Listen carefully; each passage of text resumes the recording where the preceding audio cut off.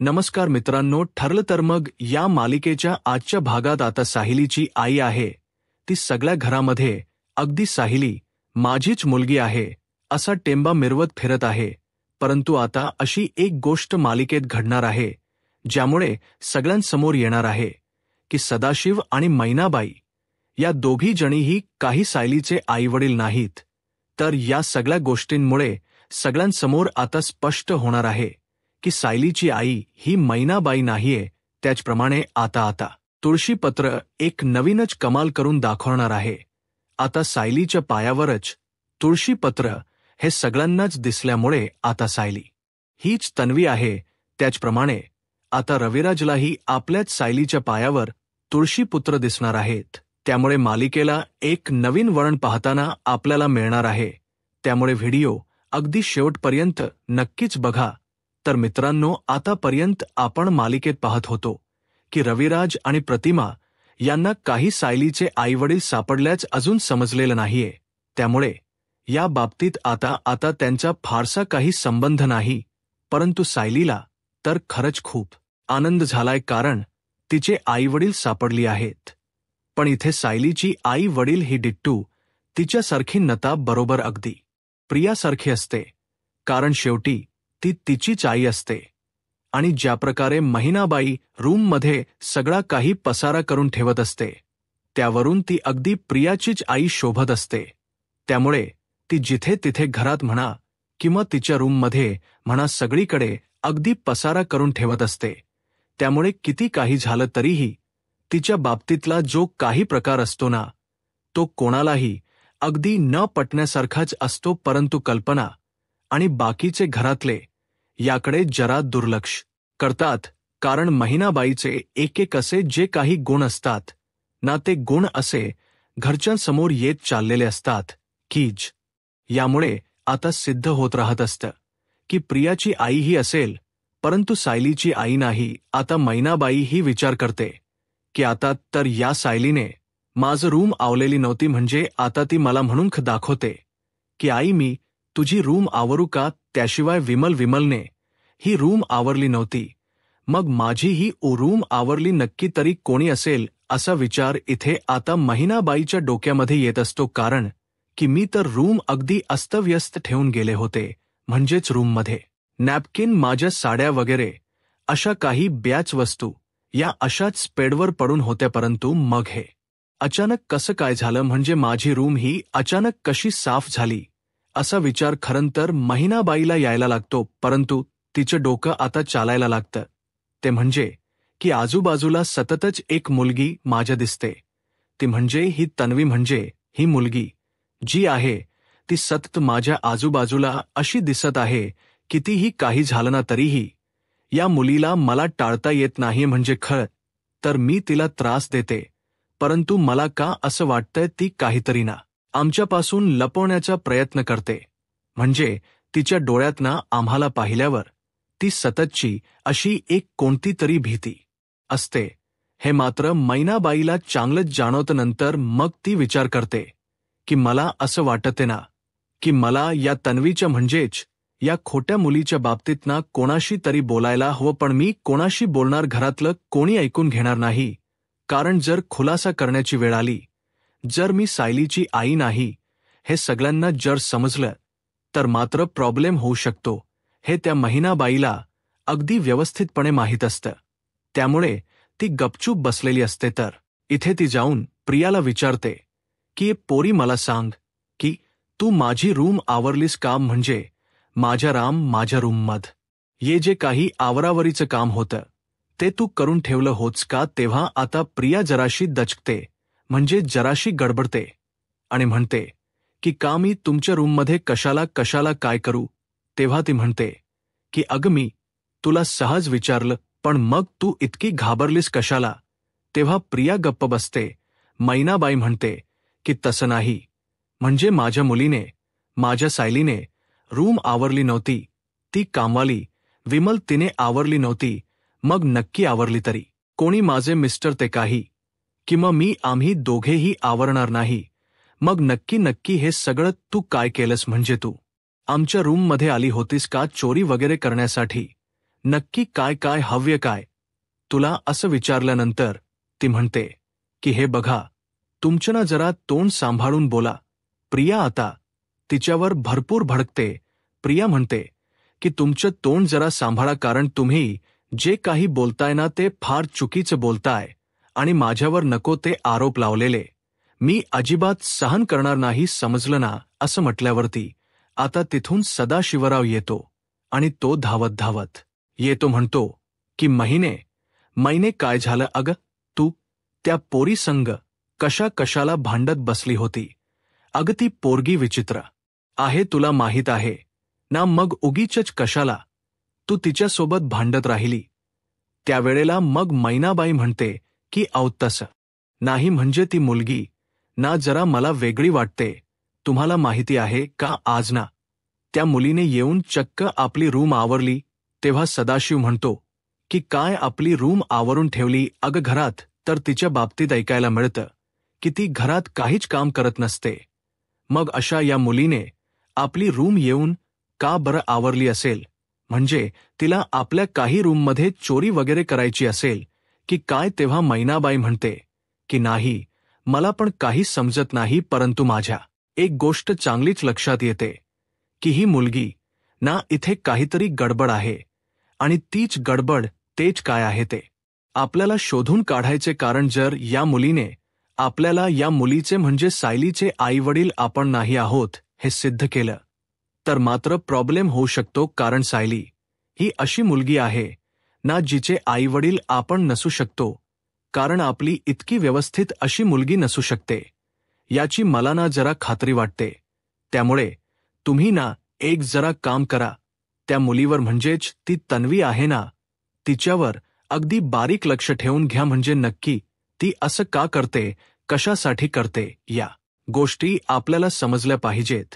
त्यावेळेला मग आता लगेचच पुढे सदाशिवच्याच डोकीत येत महिने, मला असं वाटतं की ती साहिली नाही तर ही मुलगी आहे ना जी दुसरी आहे ती आपल्या मुलीसारखी, म्हणजेच आपल्या लहानपणीच्या बबलीसारखी दिसते बघ ते. तेव्हा भाता हे ऐकल्यानंतर ती म्हणते की हो खरं, म्हणजे मगाशी तो कोण माणूस आला होता ना, नागराज का काय त्याचं नाव, तो काय म्हणत होता की ही जी मुलगी आहे ना तिचे हसणे माझ्यासारखं दिसतं, म्हणजे खरंच का हो ही माझी मुलगी असेल का? तेव्हा आता हे ऐकल्यानंतर दोघा जणांनी धक्का बसतो.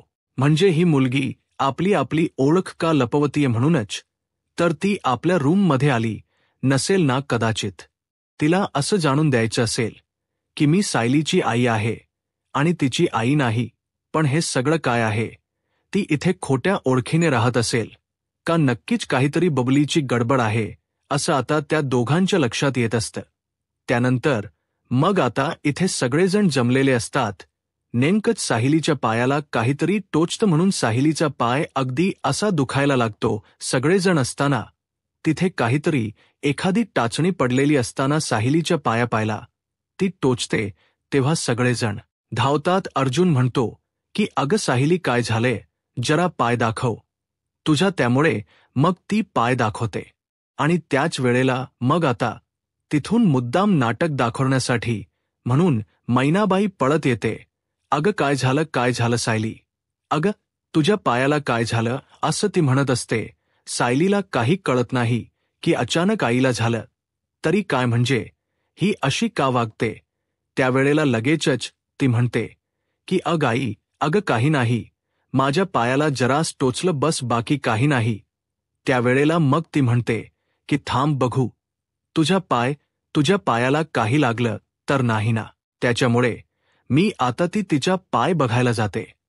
तेव्हा तिच्या पाय आता बघायला जात असताना सायलीकडे ती बघून म्हणते की अगं पोरी, हात तुझ्या पायावर कसलं निशाण आहे, म्हणजे तू टॅटू वगैरे काढून घेतलास की काय? अगं हल्लीच्या जमानामध्ये म्हणजे अंगावर टॅटू काढतात ते पाहिलं, परंतु तळ पाहायला असं टॅटू का गोंधन कोण काढून घेत. तेव्हा मग आता सगळेजण महिनाबाईकडे बघत राहतात की म्हणजे नक्की काय, या बाईला काहीच माहीत कसंही.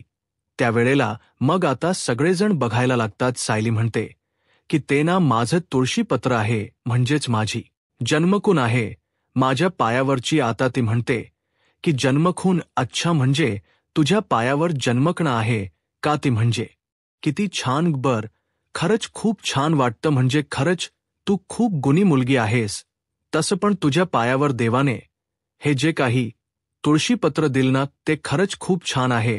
आता प्रिया ही गडबडते म्हणते की खाल्ली माती. या बाईने माती खाल्लीच शेवटी.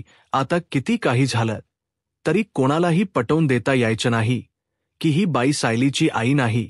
मग कल्पना आणि बाकीचे सगळे असतात आणि त्यावेळेला ते म्हणतात की म्हणजे तुम्हाला माहीत नाहीये का म्हणजे तुमच्या मुलीच्या पायावर कोणती जन्मखून हे तुम्हाला कसं माहीत नाहीये. तेव्हा आता लगेचच म्हणजेच तिची बाजू सदाशिव सावरून घेतो आणि म्हणतो की हो त्याचं काय आहे ना आमची परिस्थिती कशी म्हणजे आम्ही इतकं लक्ष दिलं नव्हतं मुलीकडे म्हणजे आमच्या मुली पहाच त्यावर 5वी ही आमची साहिली. मग काय करणार म्हणजे 5वी मुलगी असल्याने तिच्याकडे आम्हाला असं जास्त लक्षच नाही देता आलं. त्यामुळे काय करणार नार मला खरंच कळत नाही. त्यावेळेला तर कल्पना जरा विचार करते म्हणजे तिच्या डोक्यात एक ट्यूब पेटते की बापरे म्हणजे कितवी ही 5वी मुलगी असे ना किंवा कितवी मुलगी असे ना परंतु आपल्या मुलीची ओळख ही एकीच्या एखाद्या आईला कशी पटत नाही. तेव्हा खरंतर अस्मितालाही थोडं संशय येतो म्हणजेच खरंतर सगळ्यांना संशय वाटण्यासारखंच या मैनाबाईने केलेलं असतं. त्यामुळे प्रिया आता असं बघत असताना सायली पण विचारट करत बसते की नेमकी ती अशी काय माझ्या आईला माझी जन्मकण माहीत नाही. अर्जुनलाही जरा धक्का इतकाच बसतो की सायलीच्या पायावर तुळशीपत्र आहे जे की तन्वीच्या पण पायावर आहे परंतु सायलीच्या आईला कसं काय माहिती नाही हे तुळशीपत्र हे तिच्या पायावर आहे. तेव्हा आता कल्पनाला जरा डाऊट यायला लागतो. तेव्हा मग मैनाबाई स्वतःचीच बाजू सावरते आणि म्हणते की नाही म्हणजे ना मला काहीतरी चुकत होतं. आता माझ्या लक्षात आलं खरं तर माझ्या एका मुलीच्या अंगावरती पण असं तीळ होतं ना म्हणजेच तिची मान आहे ना तिच्या मानेवरती तीळ होतं म्हणून जरा माझं कन्फ्युजन बाकी काही नाही असं म्हणून ती आता गप्प बसते. तेव्हा मग सायली म्हणते की हरकत नाही आई अगं मी 5 वर्षाची असताना तुझ्याकडून हरवले होते ना म्हणून तुला असं झालं असेल बाकी काही नाही. आता ही मूर्ख सायली पण स्वतःच्याच आईची बाजू घेऊन बोलत असते पण तिलाही मनातून वाईट वाटत असतं की माझ्या आईला म्हणजे जन्मदात्या आईला म्हणजे जन्मण कशी का माहीत नाहीये असं ते आता कळतं. तेव्हा मग अर्जुन आता खरंतर सगळं झाल्यावर ऑफिसला निघत असतो. अर्जुन निघत असताना म्हणतो की सायली मला ना थोडं काहीतरी वेगळं वाटते. तेव्हा सायली म्हणते की नेमकं कशाबद्दल बोलताय. तेव्हा अर्जुन म्हणतो की अग सायली म्हणजे मला कळत नाहीये म्हणजे महिनाबाई तुझी मॉम तुझी आई तिला तुझ्या तुळशीपत्राबद्दल कसं काय माहिती नाहीये. मला जरा हे सगळं स्ट्रेंजच वाटते म्हणजे हे कसं काय त्यांना त्या कसं काय विसरू शकतात की तुझं काय आहे नेमकं अस्तित्व किंवा तुझी जी खून आहे ती कितीही मुलगी कितवीही मुलगी असताना. तेव्हा सायली म्हणते की अर्जुन सर तुम्हाला असं का वाटते. तेव्हा अर्जुन म्हणतो की सायली मला असं वाटत ना की माझा हा निर्णय चुकला आहे. मे बी मी तुझ्या आई वडिलांना ओळखण्यात चुकलो आहे का म्हणजे तुझे आई वडील नाहीयेत का हे. तेव्हा असं म्हणत असताना सायली म्हणते की नाही अर्जुन सर तसं काही नसेल. तुम्हाला काहीतरी अगदी चुकत्य तुमचं चुकत्य असं काहीच कुठलीही गोष्ट नसेल. त्यावेळेला मग आता सायली विचार करते की कदाचित अर्जुन सरांच्या गुन्ह्यात जराही तथ्य असू शकतं कारण की मलाही आता तेच वाटायला लागलंय म्हणजे माझी आई ही माझ्यासारखी न दिसता मला म्हणजेच वेगळी दिसते. कारण किती काही झालं तरी ही माझी आई ही कशी असावी तर माझ्या समोर येते प्रतिमत्यासारखीच. माझं म्हणजे माझ्या प्रत्येक गोष्टीत मला प्रतिमत्याची छबी दिसत असते म्हणजेच आईसारखं. तसंच मला या महिनाती म्हणजेच यांच्यावरती का दिसत नाहीये. आता सायलीलाही थोडासा जीव धाकधूक होत असतो म्हणजे ज्या लोकांना ज्या दोघांनाही मी आई वडिलांची जागा देते ते दोघेजण खरंच माझे आईवडील आहेत का असा संशय खरंतर इथे सायलीला येत असतो. परंतु इथे मात्र आता मैनाबाईही वेगळ्याच ॲक्टिव्ह मोडमध्ये असते. ती म्हणते की नाही, मला ना जरा काहीतरी चुकल्यासारखं वाटते. आता मी सरळ जाते आणि या जी काही तन्वी आहे ना, या तन्वीच्या मानेवरती तीळ आहे का बघते. मग त्याच्यावरून मला खरंच कळेल की हीच माझी खरं मुलगी आहे की नाही. म्हणजे तिच्या लक्षात येतं अशी कोणती तरी नक्कीच चूक झालीये, जेणेकरून आता ही मुलगी आपली आहे का ते आपण ओळखूया, कारण तिचे सगळे गुण हे माझ्यासारखे दिसतात. त्यामुळे आता मैनाबाई ठरवते की आपण एक काम करूया, आपण ना आता या प्रियाला बघूया. त्यामुळे आता मैनाबाईही त्या प्रियाजवळ येते आणि प्रियाजवळ आल्यानंतर तिला ती म्हणते की 1 मिनिट जरा इकडे ये. तेव्हा प्रिया तिच्या जवळ येते आणि पटकन ती तिचे केस मागे घेते आणि म्हणते की 1 मिनिट जरा मला बघू. तेव्हा आता पटकन केस मागे केल्यानंतर जे तिच्या लहानपणीच्या बबलीच्या मानेवरती तीळ असतो, मोठ्या प्रकारचा अगदीच मोठा तीळ, तो तीळ आता तिला दिसतो आणि तिच्या डाव्या खांद्यावरती तो तीळ असतो. आणि तो तीळ पाहिल्यावरती लगेचच पुढे बबलीची आई म्हणजेच मैनावती म्हणते की हे बघा, मला वाटलंच होतं, ही आहे माझी मुलगी. काय पोरी तू आहेस ना बबली, मग कशाला लपवतेस. म्हणजे आम्ही इथे घरी आलो तेव्हापासून तुला का कळत नाही की आम्ही तुझे आईवडील आहोत, म्हणून तू का लपवतेस हे सगळं. तेव्हा मग ताती म्हणते की पोरी, अग तू माझी मुलगी आहेस. ती सायली माझी मुलगी नाहीये. म्हणजे आल्यापासूनच मी बघते सायली अगदी गुणी आहे आणि तू तिच्या विरुद्ध आहेस, म्हणूनच माझ्या लक्षात येत की ती सायली नाहीये, तर तू माझी मुलगी आहेस. मग सांग, माझ्यापासून हे कोट का केलंस तू. अग तू माझी मुलगी सांभाळा, खरंच खूप आनंद झाला, पण मला सांग की हे सत्य का लपवलं सगळ्यांपासून. तू इथे तन्वी म्हणून, ते म्हणजेच त्या वकिलाची मुलगी म्हणून का राहते.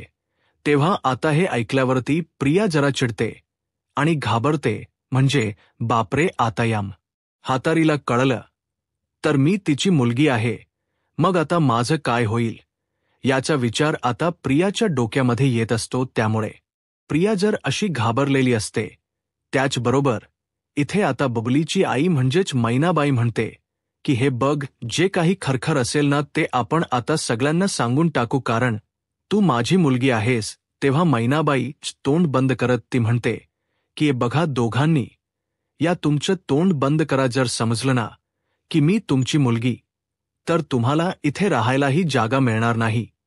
त्यामुळे जरा शांतच रहा. तेव्हा ही ऐकल्यावरती बबलीची आई तोंड बंद ठेवते. ती म्हणते की मला सांग, काय कारण आहे. तू खोट बोललीस घरच्यांपासून, नक्की काय आहे. तेव्हा मग आता लगेच ती म्हणते की कारण काही का असेना, परंतु तुम्ही मला आता काही सांगू नका. तुम्ही आता तुमचं तोंड जरा बंदच ठेवा. तेव्हा ऐकल्यानंतर प्रिया म्हणते की हे बघा, मला आता काही सांगायचं नाहीये. जर तुम्हाला इथे घरात गपचूप राहायचं ना, तर स्वतःची ओळख लपूनच राहायला लागेल आणि मी तुमची मुलगी वगैरे नाही असंच दाखवावं लागेल. असं म्हटल्यावर आता प्रियाला ती म्हणते की बरं ठीक आहे, आम्ही काहीच बोलत नाही, तोंड अगदी बंद ठेवतो, पण एक काम करायचंच.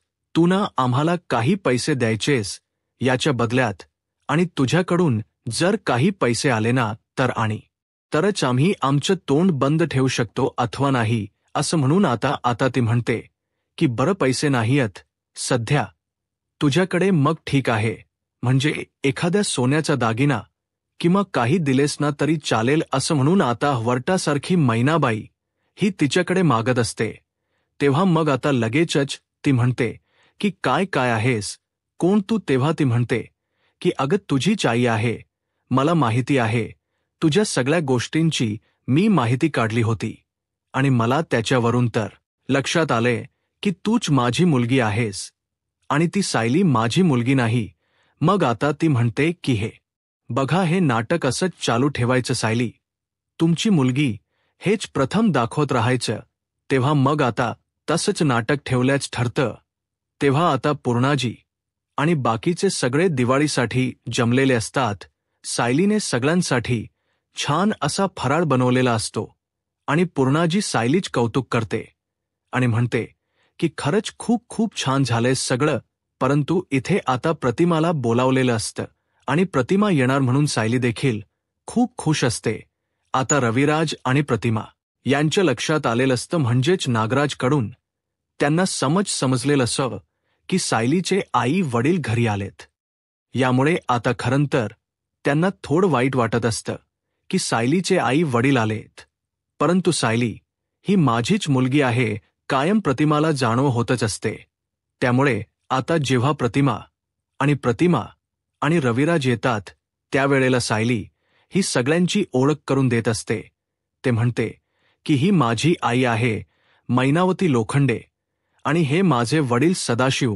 तेव्हा मग हे ऐकल्यानंतर रविराज दोघजणी त्यांना म्हणजेच नमस्कार असं करतात आणि म्हणजेच बरं झालं तुम्ही भेटलात. खरंच खूप छान वाटलं सायलीच्या आई वडिलांना भेटून. तेव्हा आता सायलीच्या आईला वर खाली पाहून प्रतिमाला जरा धक्काच बसतो, म्हणजे ही बाई जरा मला वेगळीच दिसते असं तिला जाणवत असतं. त्याच वेळेला आता तिथे हे सगळं होत असताना सगळे सायलीकडे बघत असतात. तेवढ्यातच आता सायली ही चालत असते. तेव्हा चालता चालता आता सायलीचा पाय मैनाबाईच्या हातूनच तिथे थोडंसं दिव्याच तेल सांडलेलं असत त्याच्यावरती पडतो आणि तो पाय तिच्या घसरून ती तिथे पडते. तेव्हा प्रतिमा आता प्रियाशी काही न बोलता तिथून निघालेली असते आणि तेवढ्यातच ताईचा आवाज ऐकल्याने ती मागे फिरते. सायली, अग सायली, तुला काय झालं असं म्हणून तिचा पाय बघायला जाते. तेवढ्यातच आता सायलीचा पाय बघितल्यानंतर तिला कळतं की सायलीच्या पायाला जबरदस्त लागले, परंतु आता तिचा पाय बघत असताना प्रतिमाला धक्काच बसतो. ती म्हणते की हे काय सायली, अग तुझ्या पायावरती हे तुळशीपत्र. तेव्हा मग तिच्या पायावर तुळशीपत्र बसून बघून प्रतिमा आणि रविराज दोघांनाही धक्का बसलेला असतो. म्हणजेच इतकं सगळं होऊ नये, या सायलीच्या पायावरती तुळशीपत्र हे तर आमच्यात नवीच्या पायावर होतं. तेव्हा लगेचच आता सगळेजण बघायला लागतात. पूर्णाजी आणि बाकीचे सगळे कल्पनाही म्हणते की अग हो, सायलीच्या पायावर देखील तुळशीपत्र आहे. तेव्हा आता रविराजला देखील लक्षात आलेलं असतं की म्हणजे माझ्या मुलीच्या जसं पायावर तुळशीपत्र आहे तसंच सायलीच्याही पायावरती आहे. त्यावेळेला मग आता नक्की तुळशीपत्र खरं कोणाचं, नक्की सायली आपलीच मुलगी आहे का, की प्रिया आपल्याला फसवते किंवा आणखी काही कारस्थान आहे. या सगळ्या गोष्टीचा छडा लावण्याचा आता विचार रविराजच्या मनात चालू असतो. मग आता रविराज अर्जुनच्या मदतीने कशा प्रकारे सायली आणि त्यांचं नात हे ओळखू शकेल हे पाहायला आत्ताच माझा महाराष्ट्र या यूट्यूब चॅनलला सबस्क्राईब करा. धन्यवाद.